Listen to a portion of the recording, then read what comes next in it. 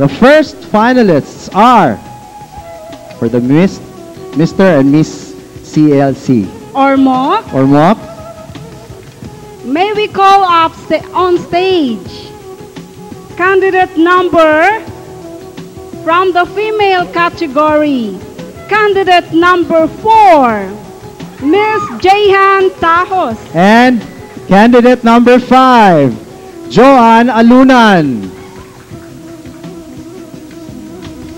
And of course, the last to complete the 3 finalists,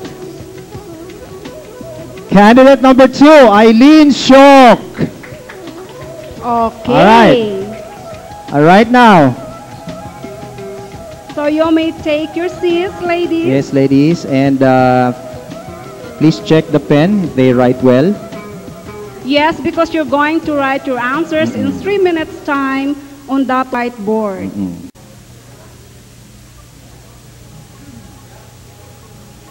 What qualities should a candidate possess to be crowned Miss ACLC 2006? What qualities should a candidate possess to be crowned as Miss ACLC 2006? Candidate number 4, please. Can you read your answer? Being simple, beautiful, and smart are not enough qualities for a candidate to be crowned Miss ACLC 2006, but a good student leader and a humble one at that. Above all, she must be respectful to God and His creation. Thank you. I have candidate number 5. In my own perspective, a person fit to own the crown of glory should have the intellect, humility, and loyalty.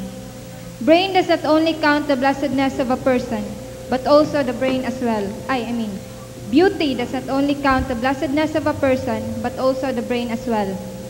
Humility does not only gain friends, but also respect and admiration. Being loyal to the school means giving out the respect and love to the alma mater. Thank you, candidate number 5. Candidate number 2, please.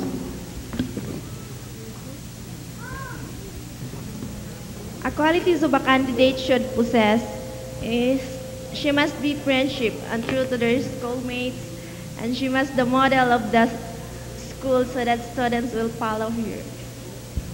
Thank you, candidate number 2.